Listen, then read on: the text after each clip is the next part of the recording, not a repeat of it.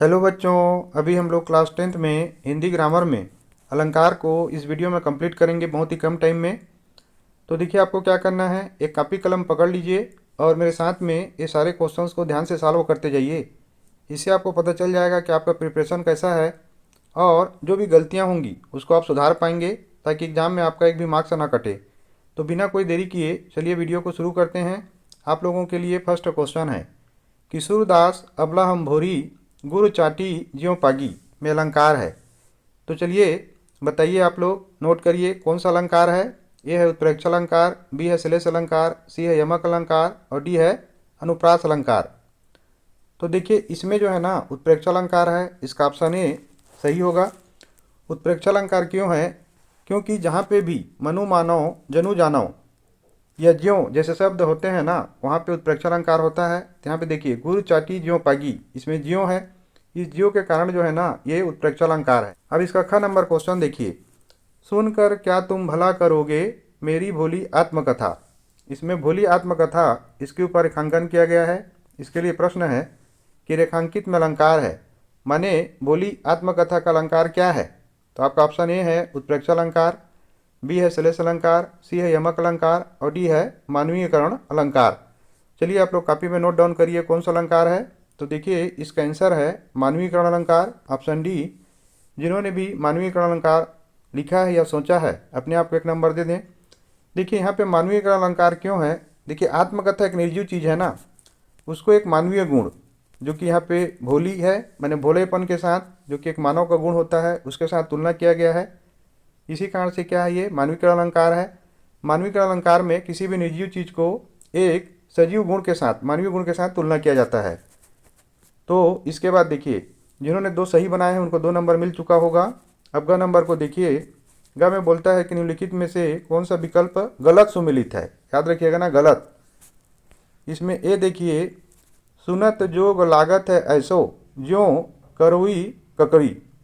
उत्प्रेक्षा अलंकार है, इसमें बिल्कुल सही है, क्योंकि यहाँ पे ज्यों का प्रयोग हुआ है और ज्यों जहाँ पे होगा वहाँ पे उत्प्रेक्षा अलंकार होता है।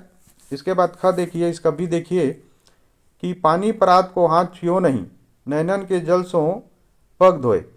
मैंने पानी को छूना भी नहीं पड़ा परात में, मैंने बर्तन में, और खाली आँख के आंसू से ना पाँव धुल गए। तो इसमें बहुत ज़्यादा बढ़ा चढ़ा के बोला गया है, इसीलिए यहाँ पे अतिशयोक्ति अलंकार है। ये भी बिल्कुल सही है। इसका सी देखिए, मन का डार दे मन का फेर। इसमें श्लेष अलंकार है क्या? बिल्कुल नहीं है। श्लेष अलंकार कहाँ पे होता है? जहाँ पे एक शब्द हो और एक शब्द के कारण पूरे वाक्य का दो अलग प्रकार का अर्थ निकले। यहाँ पे देखिए, एक शब्द का बार बार आवृत्ति हो रहा है और दोनों बार वो जो शब्द है ना उसका अलग अलग मीनिंग निकल रहा है। यहाँ पे मन का माने जो मन है, हमारा दिमाग है उसका, और एक मन का होता है जिसमें माला फेरते हैं। तो यहाँ पे एक ही शब्द का दो अर्थ निकल रहा है। इसके बाद देखिए, जो डी ऑप्शन है ना कि जो रहीम गति दीप की कुल कपूत गति सोए बारे उजियारी करे बड़े अंधेरो होए। तो देखिए यहाँ पे ये जो है ना श्लेष अलंकार है, क्योंकि यहाँ पे क्या बोला जा रहा है कि जो दीपक है अगर वो जलता है ना तो उजाला लाता है। उसी प्रकार से किसी परिवार में कोई लड़का अगर अच्छा व्यवहार करता है, सफल होता है, तो परिवार का नाम रोशन करता है। अगर गलत करता है तो परिवार का नाम डूब जाता है, जैसे कि दीपक के बुझने पे अंधेरा हो जाता है। तो यहाँ पे जो गलत सम्मिलित है ना वो ऑप्शन सी होगा। जिन्होंने ऑप्शन सी सोचा है वो अपने आप को एक नंबर दे दें। इसके बाद देखिए, घ नंबर पे आ चुके हैं। इसमें मेज द कलम टाइप का क्वेश्चन है। सूची 1 में बोलता है, अभी समय भी नहीं थकी सोई है मेरी मौन व्यथा।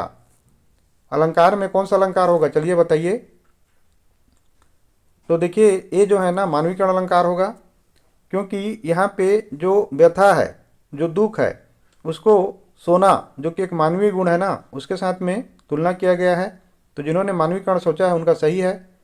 दूसरा देखिए, रहीमन पानी राखिए बिन पानी सब सुन पानी गए न उबरे मोती मानुष चून। तो यहाँ पे देखिए, पानी शब्द के ना, जो पानी शब्द के 3 अर्थ हैं और तीनों अर्थों के कारण पूरा का पूरा जो ये काव्य है, काव्य पंक्ति है ना, उसके 3 अलग अलग अर्थ निकलते हैं। एक पानी तो सामान्य पानी है, एक पानी इज्जत है, एक पानी मोती है।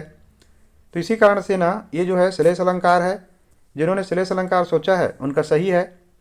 उसके बाद देखिए, थर्ड नंबर, छुअत टूट रघुपति हूँ न दोषूँ अब इसका थर्ड नंबर देखिए, चुवत टूट रघुपति हूँ न दोषूं, मुनि बिनु काज करियूं कत रोसूं। तो देखिए यहाँ पे क्या बोला जा रहा है कि रघुपति के छूने मात्र से ही जो धनुष है ना वो टूट गया।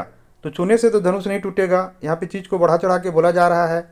तो देखिए चूंकि छूने मात्र से धनुष टूटा, जो कि संभव नहीं है, मैंने चीज़ को बढ़ा चढ़ा के बोला गया है, इसीलिए ये जो है ना अतिशयोक्ति हो जाएगा। इसमें ऑप्शन बी जो है ना वो एकदम करेक्ट है। फर्स्ट का सेकंड, सेकंड का थर्ड और थर्ड का फर्स्ट। इसमें जो फिफ्थ नंबर क्वेश्चन है ना वहाँ पे है कि जहाँ उपमेय में उपमान की संभावना या कल्पना प्रकट की जाए वहाँ खालिस्तान अलंकार होता है। तो देखिए जहाँ पे उपमेय में उपमान की संभावना या कल्पना, जब भी हम किसी चीज़ के साथ किसी की संभावना या कल्पना को प्रकट करते हैं ना तो एक ऐसे शब्द का उपयोग करते हैं जैसे कि ज्यों, जैसे कि मनु मानव, है ना, जनु जानव। तो यहाँ पे ना 100% क्या होगा आप लोग बताइए। इतना समझाने के बाद ये तो सबको मालूम चल ही गया होगा। इसमें होगा उत्प्रेक्षा अलंकार, तो इसका ऑप्शन ए करेक्ट होगा। जिन्होंने उत्प्रेक्षा अलंकार सोचा है ना वो अपने आप को 1 नंबर दे दें, और जिनको ये समझ में नहीं आया है वो अच्छे से रिवाइज कर लें। तो देखिए इसमें जो 5 क्वेश्चन है ना उसके टोटल को आप लोग कर लीजिएगा। अभी हम लोग 2 और इस प्रकार के 5-5 क्वेश्चन सॉल्व करेंगे, जिससे जो है ना आपका जो पूरा का पूरा कन्फ्यूजन है वो क्लियर हो जाएगा। देखिए इसमें नेक्स्ट जो प्रश्न है आप लोगों के लिए है कथन कारण है। कथन ये है कि प्रियतम बतला दो लाल मेरा कहाँ है। कारण आर है कि लाल के 2 अर्थ होने के कारण इस पंक्ति में श्लेष अलंकार है। तो देखिए इसमें जो है ना क्या आंसर होगा आप लोग सोचिए। ABCD ऑप्शन में तुरंत लिखिए कॉपी पे। तो इसका आंसर होगा ऑप्शन डी, कथन ए और कारण आर दोनों सही हैं। देखिए इसमें लाल शब्द के 2 अभिप्राय हैं ना। एक लाल तो बेटे के लिए है, अपने पुत्र के लिए है।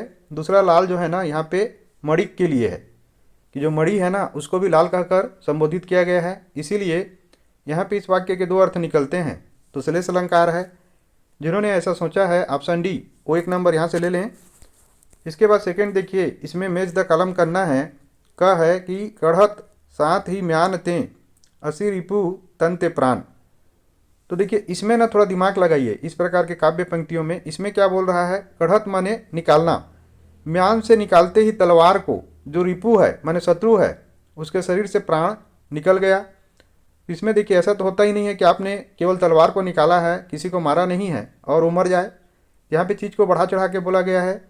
तो जिन्होंने इस काव्य का जो अलंकार है अतिशयोक्ति सोचा है ना उनका बिल्कुल सही है, और जिन्होंने नहीं सोचा है उनको इसको इस प्रकार से व्याख्या करके सोचना है। इसके बाद देखिए इसमें सेकंड देखिए, ख है गुलाब खिल कर बोला मैं आग का गोला नहीं प्रीत की कविता हूँ। गुलाब जो एक प्राकृतिक चीज़ है, निर्जीव चीज़ है ना, उसकी तुलना मानवीय गुण के साथ किया गया है, इसीलिए इसमें ये मानवीकरण अलंकार होगा। जिन्होंने मानवीकरण अलंकार सोचा है ना उनका सही है। इसके बाद ग देखिए, मधुबन की छाती को देखो सूखी इसकी कितनी कलियाँ। यहाँ पे देखिए यहाँ पे ना श्लेष अलंकार है, क्योंकि यहाँ पे मधुबन की जो छाती है, मधुबन माने कोई छोटा बच्चा समझ लीजिए, उसका जो शारीरिक विकास है, और एक मधुबन है गार्डन। तो उसको देखकर हम इस चीज़ का अनुमान नहीं लगा सकते हैं कि जो कलियाँ हैं माने उसका विकास कैसे हो रहा है। यहाँ पे एक शब्द के 2 अर्थ और पूरे के पूरे वाक्य के 2 मीनिंग कारण क्या है, श्लेष अलंकार है। तो मान लीजिए आपको श्लेष में दिक्कत जाता है तो आप बाकी ऑप्शन को ठीक कर लीजिएगा, तो जो आखिरी बचेगा तो श्लेष ही होगा। तो जिन्होंने इसका श्लेष सोचा है ना उनका बिल्कुल सही है। तो देखिए इसमें ऑप्शन डी जो है वो एकदम करेक्ट होगा कि क का थर्ड, ख का फर्स्ट और ग का सेकंड। तो जिन्होंने ऑप्शन डी सोचा है वो यहाँ से 1 नंबर ले लें। इसके बाद थर्ड नंबर देखिए, ये तो सबसे बनना चाहिए कि पड़ी अचानक नदी अपार घोड़ा कैसे उतरे पार, राणा ने सोचा इस पार तब तक चेतक था उस पार। तुरंत बताइए इसका अलंकार क्या है। तो देखिए जैसे ही राणा सोचते हैं कि मेरे को नदी पार करना है, चेतक उनको पार करवा देता है। चीज़ को बहुत ज़्यादा बढ़ा चढ़ा के बोला गया है, इसीलिए यहाँ पे अतिशयोक्ति अलंकार होगा। ऑप्शन डी करेक्ट होगा। जिन्होंने अतिशयोक्ति सोचा है ना वो यहाँ से 1 नंबर ले लें। इसके बाद देखिए फोर्थ नंबर में निम्नलिखित में से सही कथन पहचानिए।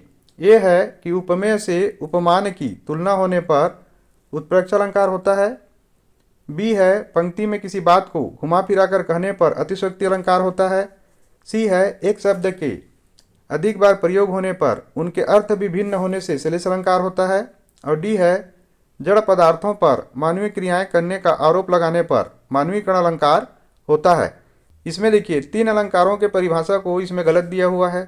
एक ही अलंकार का परिभाषा जो है ना, जो आपने अच्छे से याद किया होगा, वो सही दिया हुआ है। देखिए वो है ऑप्शन डी, जड़ पदार्थों पर मानवीय क्रियाएं करने का आरोप लगाने पर मानवीकरण अलंकार होता है। माने निर्जीव जब मानवीय व्यवहार करने लगते हैं ना, तो वहाँ पे मानवीकरण अलंकार होता है। तो इसका ऑप्शन डी बिल्कुल करेक्ट है। और एक को देखिए, उपमेय से उपमान की तुलना होने पर, तुलना नहीं संभावना होने पर उत्प्रेक्षा अलंकार होता है। पंक्ति में किसी चीज को बढ़ा चढ़ाकर कहने पर अतिशयोक्ति अलंकार होता है।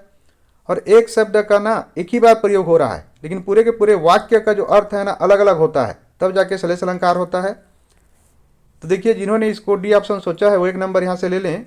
अब 5th नंबर में देखिए, कह है कि फूले कास सकल मही छाई, जनु रसा ऋतु प्रगट बुढ़ाई। इसका ख है मानो माई घन घन अंतर दामनी, और ग है उषा सुनहरे तिर बरसाती, जय लक्ष्मी सी उदित हुई। अब इन तीनों में देखिए हमको अलंकार को पहचानना है, तो बताइए आप लोग कौन कौन सा अलंकार है। तो ऑप्शन ए में बोलता है कि क और ख में श्लेष है और ग में अतिशयोक्ति अलंकार है। तो क्या ग में अतिशयोक्ति अलंकार है? बिल्कुल नहीं है। इसमें किसी चीज़ को बढ़ा चढ़ा के नहीं बोला गया है, बल्कि सुबह के होने को एक मानवीय गुण के साथ यहाँ पे तुलना किया गया है। तो ग में क्या होगा आप समझ गए होंगे। तो उसके बाद देखिए बी है इसका, क और ख में उत्प्रेक्षा और ग में मानवीकरण अलंकार है। तो ग तो हम समझ चुके हैं, आप भी समझ चुके हैं कि इसमें मानवीकरण अलंकार है। लेकिन क और ख को देखिए, जो मैंने आपको फार्मूला बताया है, क में देखिए जनु शब्द का उपयोग हुआ है, इसीलिए क्या है उत्प्रेक्षा है। और ख में मानव का उपयोग हुआ है, इसीलिए ये भी उत्प्रेक्षा है। मतलब क और ख उत्प्रेक्षा है और ग जो है ना वो मानवीकरण अलंकार है। तो जिन्होंने इसका ऑप्शन भी सोचा हुआ है ना आंसर, उनका जो है बिल्कुल करेक्ट है, 1 नंबर यहाँ से ले लीजिएगा।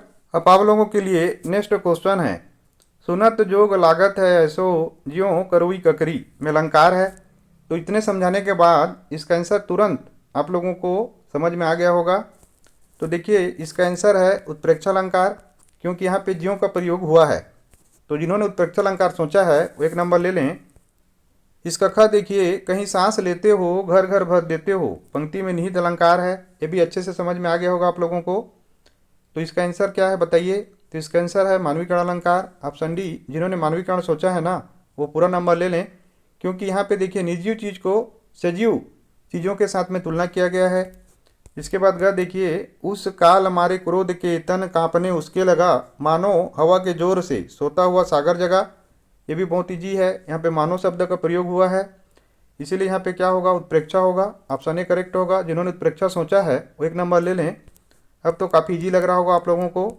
निम्नलिखित में से उत्प्रेक्षा अलंकार है, ए बादल गरजो, बी घेर घेर घोर गगन धाराधर हो, सी ललित ललित काले घुंघराले, और डी चित्रकूट जनु अचल अहेरी। तो देखिए यहाँ पे जनु का प्रयोग हुआ है, तो इसीलिए ऑप्शन डी जो है ना इसका उत्प्रेक्षा हो जाएगा। उत्प्रेक्षा तो बिल्कुल 100% आपको समझ में आ गया होगा। तो जिन्होंने उत्प्रेक्षा समझा है यहाँ से 1 नंबर ले लें। उसके बाद देखिए इसका जो लास्ट क्वेश्चन है कि सुबरन को खोजत फिरत कवि व्यभिचारी चोर में अलंकार है। तो देखिए अगर आपको श्लेष अलंकार अच्छे से समझ में नहीं आता है ना, तो आप ज़्यादा मत सोचिएगा, क्योंकि देखिए इसमें उपमा रूपक यमक ये आपके कोर्स में नहीं है, केवल श्लेष है। तो इस विधि के द्वारा भी आप श्लेष को पहचान सकते हैं। और आपको तो मालूम ही है उत्प्रेक्षा में कैसे होता है, मानवीकरण में कैसे होता है और अतिशयोक्ति में कैसे होता है। तो उन तीनों अलंकारों को छाटेंगे ना, तो चौथा जो बचेगा वो आपका श्लेष अलंकार होगा, वही आपके कोर्स में है। इसका ऑप्शन डी करेक्ट हो जाएगा श्लेष। तो जिन्होंने श्लेष सोचा है यहाँ से नंबर ले लें। अब आप लोग तुरंत कमेंट करके बताइए आप लोगों का स्कोर कितना हुआ। आशा करता हूँ इस वीडियो के बाद आपको अलंकार में 100% फुल मार्क्स जरूर मिलेगा।